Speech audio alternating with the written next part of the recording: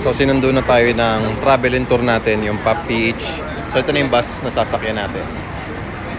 So syempre lalagay muna dyan yung mga luggage natin. And yun nga, ito yung bus na gagamitin natin para sa ating tour. Okay? So papasok na tayo dyan after na may check-in natin yung luggage natin dito sa loob ng bus, sa ibaba. Ganda ng bus dito. Mas oh. Yun naman yung driver seat.